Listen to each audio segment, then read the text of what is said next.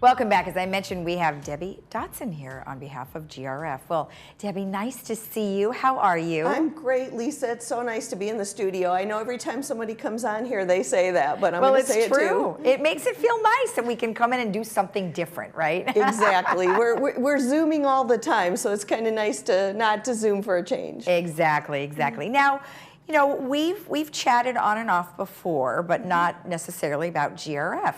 So maybe just give me a little background about yourself. Well, you know, I started out on the third board last year, and then I was elected to the GRF board in June of this year by the corporate members.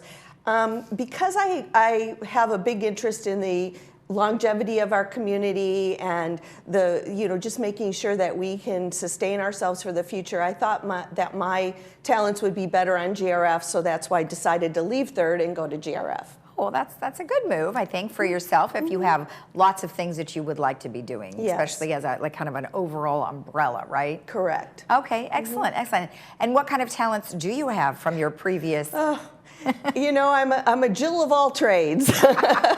I spent many years in executive level management, and then the last 16 years I've actually moved into educational technology and technology, and so that kind of moved me forward to be more, and now I teach part-time as an adjunct professor at a couple of universities, and I teach technology. Oh, that's excellent. That's great. And I know we're going to be talking again separately yes, about that, so that's awesome. But today you have a GRF update for us. So I'm going to let you just go ahead. I do. This was a big meeting, and I did bring some notes, but I'm not going to look at them all the time. We just approved the 2022 budget, and that represented months and months of work. Over 5 months of many meetings, sharpening our pencils.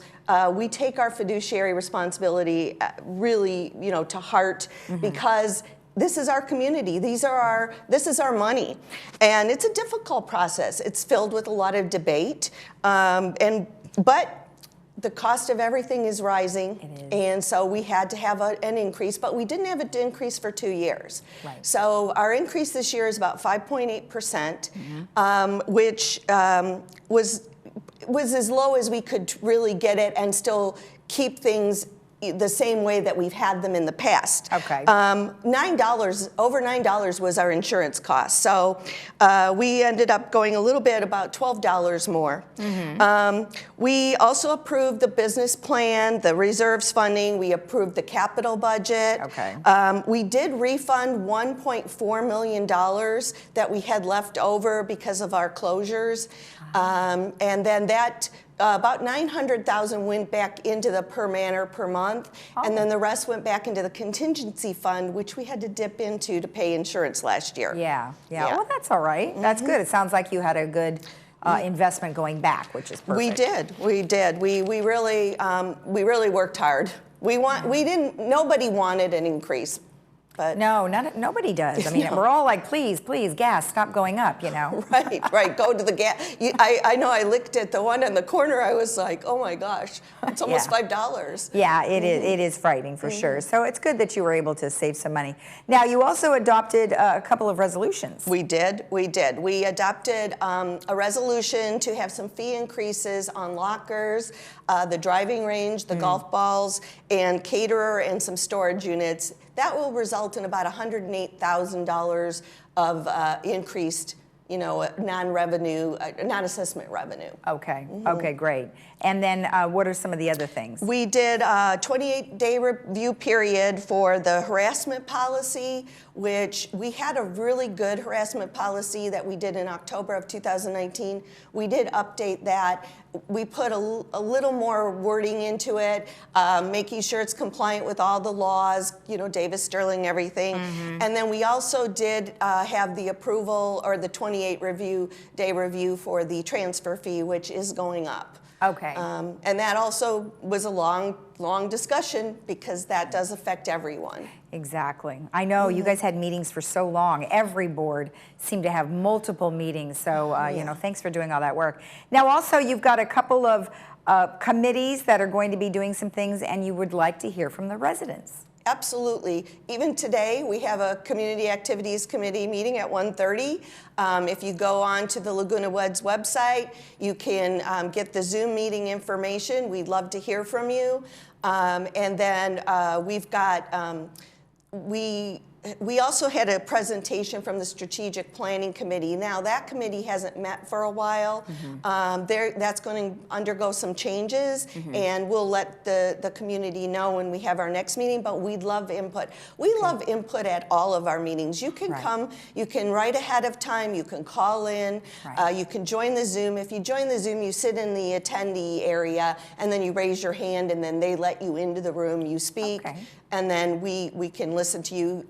Depending on the number of speakers, we try to give 3 minutes per speaker. If we have a large number of speakers, we may have to cut it down to 10, or we would be in our meetings forever. Right, exactly. And that meeting today is at 1:30. It is. You can always follow along at LagunaWoodsVillage.com/meetings, so they can certainly join in on that. Absolutely. So yeah, that would be interesting, the committee's one for sure. All right, now GRF has some openings, and I know we've been discussing that regularly, letting people know that the applications will be available starting September 11th. Is that Actually, correct? tomorrow. Oh, tomorrow the 10th. They said the 10th, and then they said the 11th, but it's a 10-day period that you can go, and we have that up on the screen. This is where you, if you're interested, we have 3 terms ending in 2024. We have 1 term ending in 2023, and we would love to have people apply, and it is a corporate member election, which means that the members of the other mutuals are the ones that you would actually vote for the GRF board. I do want to talk a little bit right now about the election in general, because we have the 3rd election, the United election, and in fact you have Meet the Candidates tomorrow. It is so important to learn who the candidates are, to learn what their backgrounds are, to research them, and not just to go with what somebody tells you. That's one of the things that I think that residents, you owe it to yourselves because boards can make or break our mutuals. And we want, the 3rd board works very well together. They have 2 incumbents running, Lynn Jarrett and Reza Karimi. And then there's some other candidates running, and everybody's, I want residents to learn for themselves. People come to me, Debbie, who would you vote for?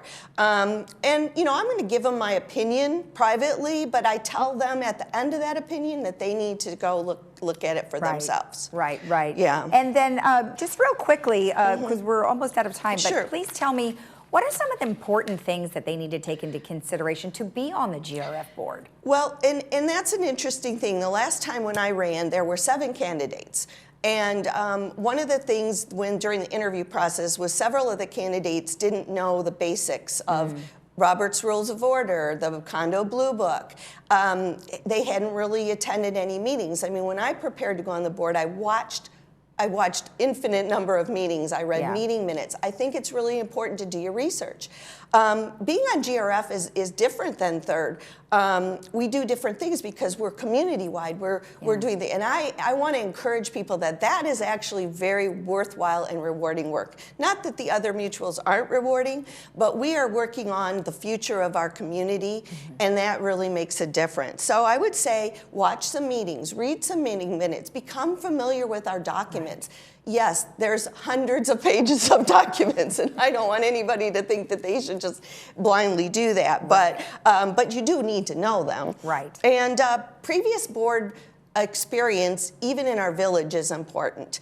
Sometimes I hear, well, the same people run over and over and over. Well, there's some reasons for that. One is, once you get to know what it takes to be on a board, then you kind of already know what your expectation is. I think that people who haven't been on a board or haven't been on any of our boards, they don't have the right expectation, perhaps, of what type of work. We have packets that we get ahead of time, and we need to read them and understand them and ask questions. Business experience is helpful. But somebody asked me this not too long ago, and they said, well, what about somebody who, maybe didn't work in the outside world but ran a household? That's business experience. Absolutely. Running a household is organizational skills. Exactly. And the ability to collaborate and be a team. Yes. The cliche, there is no I in team. That's actually very true, though. Yeah. It's not that everybody should always not question or have debate, but it's how you do it. And then at the end of the day, being able to accept the opinions, perhaps be persuaded by others' opinions. That's important, an important quality for people to have, that they can listen and understand. Okay. So that's important. And then, you know, be familiar with the computers and things is important. Right, and that's something that you were doing. And let's go ahead and take a look at when they are available, the applications, so they can start picking up an application on Wednesday, November 10th. No, tomorrow. No, excuse me, that's when the meeting is. Okay, no, they can start September 10th. Right. All right, and they need to contact the corporate secretary, Cheryl Silva, and they can follow through with that. Thank you so much. It was very nice to see you. It always goes so fast. It does, but thank you for the information. Oh, no problem. Thank you for having me. And everybody, make sure you vote. Absolutely. There's a lot of elections going on. All right, when we come back, we will have the baby boomers, so stick around.